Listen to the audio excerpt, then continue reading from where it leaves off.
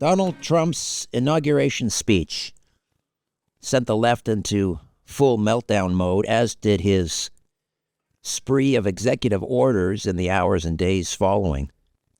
But take a look at his biggest policy commitments, Donald Trump's, that is. They're straight out of Max Bernier's playbook. From withdrawing from the Paris Accord to slamming the brakes on illegal immigration and DEI insanity. Trump is pushing the same common sense policies the People's Party has been championing for years. The Honorable Maxime Bernier is leader of the People's Party of Canada, and he joins us once again. Hey, Max, how are you? Fine. Thank you, Richard. I'm very pleased to be with you. So for years, the establishment, the establishment media laughed at your policies, marginalized you and your policies, and now Trump is making them a reality. Do you think Canadian conservatives have been just too afraid to embrace real change, and it's time for them to take a harder stance? Yes, absolutely. That's why, I decided to resign from the Conservative Party of Canada more than 6 years ago, when I said that that party is morally and intellectually corrupt, because at that time and still now, they didn't want and they don't want to speak about real conservative values and free market values. So that's why we created the People's Party. And you're absolutely right. For the last 6 years, our policies, we were supposed to be, radical, extremist, but actually we had a vision for this country, and now our vision is the same as Donald Trump for the U.S. So it's a great news what is happening in the U.S. It's a win coming from the U.S. that will go in every Western countries, and that populist revolution will be, and it will start in Canada with us. Our time will come. Do you feel vindicated? Oh, yes, absolutely. They didn't want us, and we still have the same challenge right now. They did everything for us not to be able to participate in the national debates. I was there in 2019. They didn't want me in 2021. They create a new rule, and now in 2025, it's the same. They are changing the rules for being sure that we won't participate. But what we are seeing, President Trump is saying the same thing in the U.S., and he's acting on that. We must have a discussion on these policies as soon as possible in Canada, and we cannot count on Pierre Poilievre to do that on a lot of issues. Let's go down through some of Trump's executive orders and then compare those with the People's Party platform. One of the first things he did was to withdraw from the Paris Climate Accord and end the Green New Deal. Sort of compare, contrast that with the official policy of the People's Party. We have been saying that for the last 6 years. Yes, we must withdraw from the Paris Accord. That's our position. And actually, it's very sad because Ottawa, Ontario, and Quebec did give more than 20 billion subsidies for, green cars. And now that's not an issue anymore. We are wasting a lot of money in Canada. So we must not participate in the Paris Accord, but also we must not give any subsidies to the green industry or to any industry. The World Health Organization. Trump has withdrawn the United States again from the World Health Organization and other UN. Well, let's talk about the World Health Organization first of all. Your position on the WHO. Same thing, withdraw. And how long have you been advocating for that? That was in the platform of the People's Party in 2018 when we created the party. Refuse. Well, this is your one of your policies, I think.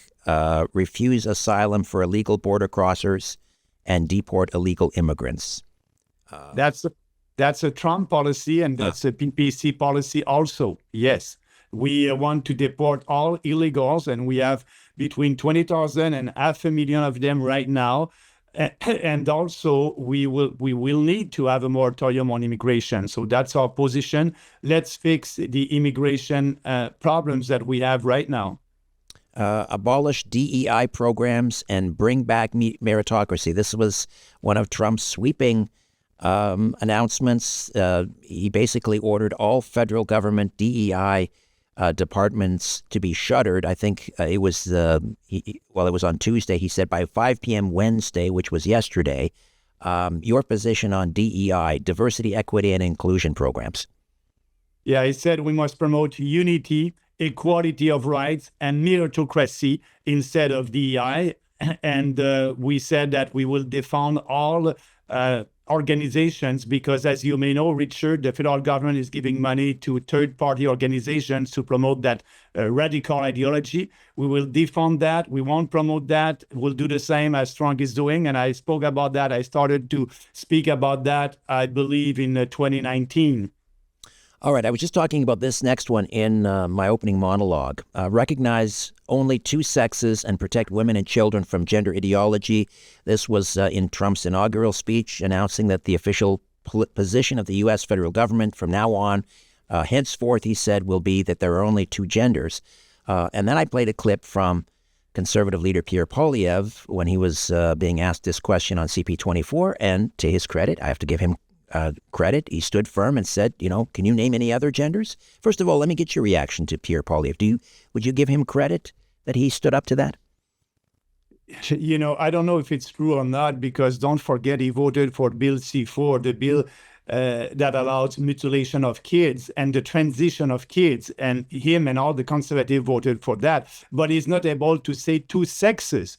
Gender, that's nothing. Forget that gender ideology. It's coming from the left. He's using the same words, gendered. He must have said there's only two sexes, and that's it. And the question about the passport, there's only two sexes, and he didn't answer that question. He's still afraid of the mainstream media. So I don't think he will do anything when he'll be prime minister. Still, I can't imagine Aaron O'Toole having said that. Yeah, it's a nice little step in the right direction, but actually, there's only two sexes, and we must change everything, starting by the passport. When people want to apply at the federal level, and there's a question like that, it's only two sexes, male and female, and that's it. But Poilievre won't go there now. Work to end existing wars. Again, this is Trump. Work to ending existing wars and not get involved in new foreign wars. Compare that with your policy platform. The beginning of the war in Ukraine, I said, we must not participate in that war. We must not give money to Ukraine. We gave more than $15 billion to Ukraine. And Poilievre said, it's not enough. He was saying to Trudeau, it's not enough. It's not enough. Pierre Poilievre likes to be in war, like Harper was in war in Afghanistan. I'm for peace and prosperity. I said that in the beginning, and now that will be the end of that war. That was a proxy war with the U.S. against Russia. And our history and our culture, it is not to participate in these foreign wars. So our position was very clear since the beginning of that war, and I'm very pleased that will end, I'm pretty sure, in a couple of days. Putin said that he's ready for peace, and Zelensky said the same because of the pressure coming from President Trump. So that will be another big win by President Trump in a couple of days when we'll have a peace in Ukraine. Max, I don't think I've ever asked you this. Have you ever had an occasion to meet President Trump in or out of office? No, never. If you were to get invited down to Mar-a-Lago, what would you say to him? I will go and I will tell him, we need to have a good free trade agreement between our two countries. Tell me what are your priorities or your concerns. And I'm pretty sure that his answer will be protect your borders, manage your borders, stop the illegal migration in your country, reinvest in your own defense. And actually also a real free trade with the U.S. will include also abolishing the cartel in milk, poultry, and eggs, because for Trump, it's very important for him. So I will have that discussion. And I'm like Danielle Smith. She's very intelligent. She's a good premier. And she said, we cannot start a trade war with the U.S. We won't win that. They're 10 times bigger than us. They have a big economy. It will hurt us more than them. So let's have a discussion with him. And that will be the basic of my discussion. end birthright citizenship for foreigners. Now, this one may face some legal challenges. This has to do, I believe, with the 14th Amendment in the United States. We'll see how it goes. But basically, we've got illegals going into the United States, having a child. The child is conferred immediately citizenship. Here in Canada, how does it work? Is it the same?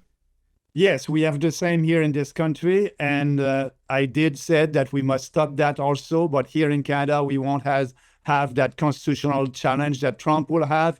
That's not in our constitution, so we can do that by changing the legislation.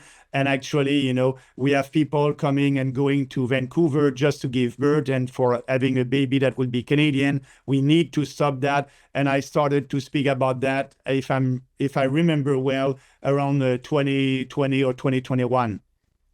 Number 8, protect free speech. Trump mentioned that in his inaugural address. He wants to stop government censorship. And immediately, almost immediately, we had a number of influencers on YouTube, for example, who had previously been demonetized, people like Candace Owens. Suddenly, she found her channel was monetized again.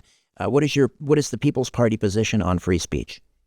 It's the same one. And actually, I must admit on that, Poilievre and the Conservative have the same position on that, repeal all the bills that Trudeau did pass to, against free speech, that we have the same position. But actually, the most important for us is what Trump is doing in the US, because as you know, we as Canadians, we don't control YouTube, Facebook, and all these big tech corporations. Trump did, and because of him now, yes, we have more actually free speech. And, for myself on Twitter, it's going well. I can grow again on Twitter with my followers. So that's a great news. End subsidies for electric vehicles and revoke the mandate to buy EVs. Of course, we have a mandate here by 2035, I believe it is. All new vehicles purchased by Canadians must be electric vehicles. However, they've basically announced the end of the subsidy program. Trump has basically announced no more EV mandate, no more subsidies. What is the People's Party position? Same, no more EV mandate, and at the same time, all the subsidies, like I said in the beginning, more than $20 billion that the federal government gave to, to big green corporations for that. And at that time, Poilievre said nothing about it because that money was going to conservative riding. So we need to stop all the subsidies, not only in the green industry, but in every corporation, the small one, the middle one, the big one, and having a flat tax on business at 10%. That's our proposal. All right. And finally, Trump said, drill, baby, drill. How does that dovetail with the People's Party platform? Yes, we will repeal all the legislation that the Trudeau government did pass against the oil and gas industry, build pipelines by the private sector, and I must say on that Poilievre has the same position also. So yeah, let's build more pipelines and being sure that we won't hurt our oil and gas industry. That's one of the most important industry in our country. So if we want to have more prosperity, we need also to be sure that we will have a real free market in that sector. All right. And finally, you were on last week or a couple of weeks ago. We were talking about how the debate commission, the Leaders Debate Commission here in Canada, keep moving the goalposts in order to exclude you from the debate stage. Where are we at with that, and how can people get involved to get you on the debate stage? Yeah, I hope, they can go on our website, People's Party of Canada.ca. We have a petition over there. Up to now, more than 13,000 people did sign our petition. I want to thank them very much. We want to put pressure on that Leaders Debate Commission, on these civil servants. If there's no appeal in that decision, we will try to put more pressure. That's what we must do. But actually, they don't want our voice. And on the board of that commission, there's a former conservative MPs. And I'm pretty sure that they put pressure on the commission to be sure that they will change their criteria, because it's a little bit sad and undemocratic. A couple of months ago, that commission did call us and they said, we want to have a meeting with Bernier because we want to have a discussion about the format for the next leadership debate, knowing that Bernier will be there. The criteria was for us to have at least 4% of the vote at the previous election. And as you know, Richard, at the last election, we had 5% of the vote. So now they changed that and they're playing with that. Now that's a new criteria.